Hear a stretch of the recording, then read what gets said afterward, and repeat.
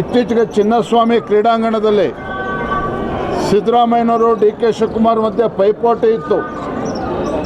RCB ಗೆಲುವಿನಲ್ಲಿ ಪುಕ್ಕಟೆ ಪ್ರಚಾರವನ್ನು ಗಿಟ್ಟಿಸ್ಕೋಬೇಕು ಅನ್ನುವ ನಿಮ್ಮ ಪೈಪೋಟಿಯಲ್ಲಿ 11 ಜನ ಪ್ರಾಣ ಕಳೆದುಕೊಂಡ್ರು. ಮುಖ್ಯಮಂತ್ರಿಗಳು ನೇರವಾಗಿ ಹೊಣೆಯನ್ನು ಹೊರಬೇಕಾಗಿತ್ತು, ಡಿ ಕೆ ಶಿವಕುಮಾರ್ ಅವರು ಹೊಣೆಯನ್ನು ತೆಗೆದುಕೊಳ್ಬೇಕಾಗಿತ್ತು.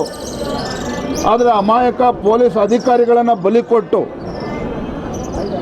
ಮೈಕಲ್ ಕುನ್ನಾ ವರದಿಯ ಅವರ ಮುಖೇನ ಇವತ್ತು RCBನ ಬಲಿಪಶು ಮಾಡಿ ತಾವು ನಿರಪರಾಧಿ ಅಂತೇಳಿ ಏನು ಬಿಂಬಿಸ್ಕೊಳ್ತಕ್ಕಂಥ ಕೆಲಸವನ್ನು ಮಾಡಿದ್ದೀರಿ.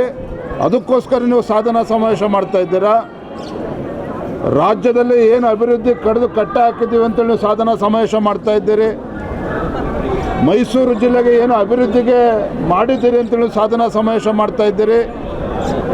ಹಾಗಾಗಿ ಸಾಧನಾ ಸಮಾವೇಶ ರಾಜ್ಯದ ಮುಖ್ಯಮಂತ್ರಿಗಳು ಸಿದ್ದರಾಮಯ್ಯನವರು ಸಾಧನೆ ಮಾಡಿದ್ದೇವೆ ಅಂತೇಳಿ ಅಲ್ಲ, ರಾಜ್ಯದಲ್ಲಿ ಅಭಿವೃದ್ಧಿ ಮಾಡಿದ್ದೇವೆ ಅಂತೇಳಿ ಸಾಧನಾ ಸಮಾವೇಶ ಮಾಡ್ತಾ ಇಲ್ಲ. ಮೈಸೂರು ಭಾಗಕ್ಕೆ ಅಭಿವೃದ್ಧಿಗೆ ಕೋಟಿಗಟ್ಟಲೆ ಹಣ ಕೊಟ್ಟಿದ್ದೇವೆ, ಅಭಿವೃದ್ಧಿ ಕೆಲಸ ಕಾರ್ಯಗಳು ಆಗಿದ್ದಾವೆ, ಈ ಕಾರಣಕ್ಕೆ ಸಾಧನಾ ಸಮಾವೇಶ ಮಾಡ್ತಾ ಇಲ್ಲ. ಇದರ ಬದಲಾಗಿ ಏನು ಮುಖ್ಯಮಂತ್ರಿ ಸ್ಥಾನಕ್ಕೆ ರಾಜೀನಾಮೆ ಕೊಡ್ತಕ್ಕಂಥ ಅವರ ಸಂದರ್ಭ ಈಗ ಸನ್ನಿಹಿತ ಆಗಿದೆ. ಈಗ ಯಾವುದೇ ಕಾರಣಕ್ಕೂ ಮುಖ್ಯಮಂತ್ರಿ ಸ್ಥಾನಕ್ಕೆ ರಾಜೀನಾಮೆ ಕೊಡೋದಿಲ್ಲ. ಹಾಗಾಗಿ ಸಾಧನಾ ಸಮಾವೇಶ ಮುಖೇನ ಕಾಂಗ್ರೆಸ್ ಹೈಕಮಾಂಡ್ಗೆ ಬೆದರಿಸ್ತಕ್ಕಂಥ ಒಂದು ಷಡ್ಯಂತ್ರ ಇದರಿಂದಿದೆ.